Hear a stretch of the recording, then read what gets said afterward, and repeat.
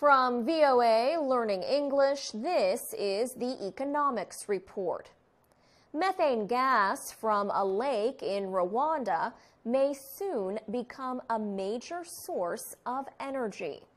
Millions of people in that African country could use the electricity.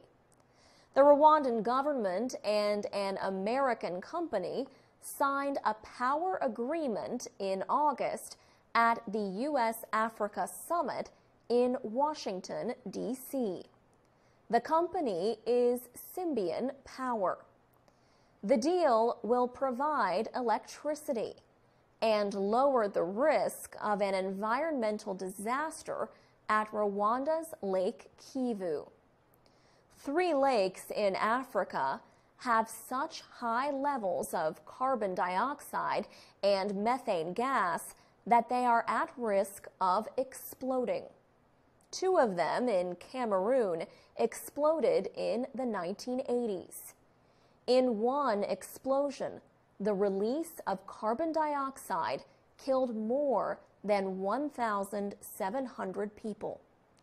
An eruption at Lake Kivu could cause even more deaths. More than 2 million people live near the lake, mostly in the cities of Goma and Gisenyi. Paul Hinks is the head of Symbian Power. His company has agreed to build a power station at Lake Kivu. Mr. Hinks says it is important that the methane be removed from the lake before a disaster happens. He says this is a time when a safety problem can be turned into something good, providing electricity. Some experts say the Mount Nyiragongo volcano near Goma creates a special risk. They say a volcanic explosion could cause the lake to erupt. Mount Nyiragongo has erupted several times in the past. Scientists agree that the methane levels must be lowered in Lake Kivu. But pumping processes can also lead to gas releases. Mr. Hinks says Symbian Power will work to remove the gas safely. He says the company already has experience working in difficult places. For VOA Learning English, I'm Alex Villarreal.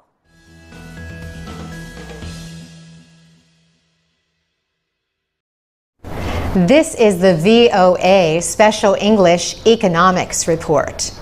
You probably have heard of comic book heroes like Superman, Batman, and Spider-Man. But what about Tom, the motorcycle shop owner, Joe Knight, and Karen Berman? Tom, Joe, and Karen all appear in a comic book called Financial Intelligence. But Mr. Knight and Ms. Berman are real people. In 2006, they wrote a book called Financial Intelligence, a manager's guide to knowing what the numbers really mean. It was written for people who need to learn quickly about accounting. The book explains in simple ways often complex methods of keeping financial information. It became a bestseller. In June, publisher Smarter Comics released a comic book that provides the same information in easy-to-understand picture form. The new book is a combination of a textbook and a graphic novel. It tells the story of Tom, a mechanic who must quickly learn how to direct the motorcycle repair shop his father founded. Tom has no experience with finance and is struggling with the business. Joe Knight and Karen Berman help him. Artist Dave Wachter made illustrations for the comic book. Franco Arda is the founder and head of Smarter Comics. He formerly worked as an investment banker. He started the company almost 3 years ago with his own money. He wanted to create educational comic books that increase understanding. Franco Arda notes that many people grew up with comics. He says pictures combined with written text can help people learn an idea much more quickly than just text alone. This explains the expression, "A picture says 1,000 words." Financial intelligence will help readers quickly understand many of the major areas of accounting. The new comic book is available in paperback. The website entrepreneur.com named Smarter Comics to its list of 100 brilliant companies of 2012. The company has created comic book versions of more than 10 other books. These include Think and Grow Rich by Napoleon Hill, The Prince by Niccolo Machiavelli, and The Art of War by Sun Tzu. Later this year, Smarter Comics plans to release a comic book by rapper 50 Cent. For VOA Special English, I'm Carolyn Prasuti. You can read, listen, and learn English with more stories about business and other subjects at voaspecialenglish.com. This is the VOA Special English Economics Report. The world's two biggest economies and their trade ties are important to global economic progress. China accounts for nearly half of the world's economic growth. Last year, trade between the United States and China was worth more than $500 billion. The two nations share many interests, but they also differ on many, including trade issues. American and Chinese policy experts have worked to study and improve relations between the trading partners. Recently, former Treasury Secretary Henry Paulson spoke in Washington about his report on a possible new direction in U.S.-China relations. Former National Security Advisor Steve Hadley joined the discussion. Both men served in the administration of President George W. Bush. The slowdown in China's economy was the first issue they discussed. Members of the Chinese news media also attended. Chinese officials reported last month that the economy grew at a rate of 7.6% from April to June.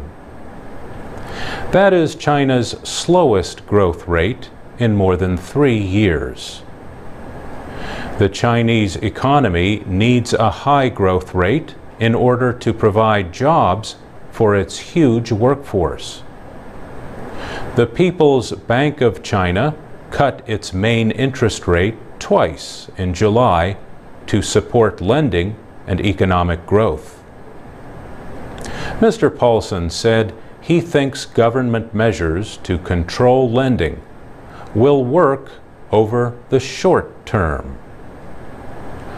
I would be quite surprised, he said, if they don't grow somewhere between 7.5% or 8% this year. But there are important economic issues waiting in the future. Much of China's economic activity depends on investment by state-owned and foreign companies. Mr. Hadley said China's economy, its gross domestic product, or GDP, depends on investment too much. He said almost 47.8% of the GDP is investment. Consumption is only 33%.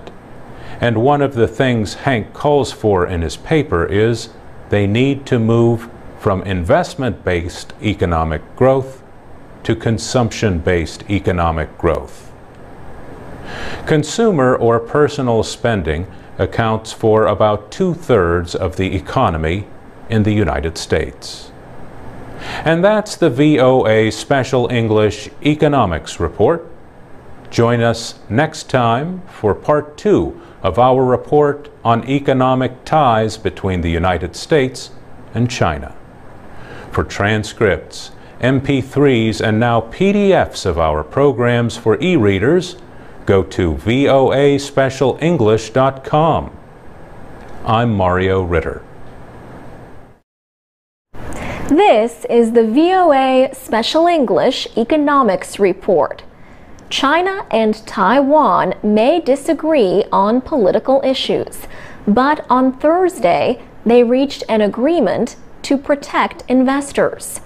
The agreement is important because China and Taiwan do not have diplomatic relations. China claims Taiwan as its territory, but Taiwan has been self-governing since 1949. The sides agreed to open new areas to investment and to inform the other within 24 hours if an investor is arrested. Talks on the deal have lasted 2 years, but they have been slowed because of the different legal systems in the two areas. The Chinese and Taiwanese negotiators signed the agreements in Taipei. They set up a way to negotiate, an arbitration mechanism. The deal also will open new areas of business and industry to investment. Chinese interests had held back investment because of fears of a change in Taiwan's government. Market experts expect Chinese investors to buy shares of Taiwanese companies listed on Taiwan's stock exchange. Experts think high technology and travel industries will receive a lot of investment over the short term. Taiwanese share prices are considered undervalued, although companies are doing well. Jack Huang is a lawyer in Taipei. He says China will buy stocks and seek partnerships with Taiwanese companies, especially in technology. Jack Huang says a lot of investment will come from Chinese companies or the Chinese Government Wealth Fund. He says Taiwan's companies are mainly financially sound, but stock prices are not too high. Taiwan stocks, he says, are undervalued. Taiwan's economy is over $430 billion. Taiwan permits Chinese investors to buy directly into Taiwanese companies in 247 industries. They can also buy up to a 10% share in most companies. Experts in Taiwan say China wants to invest in the island to support efforts at political reunification.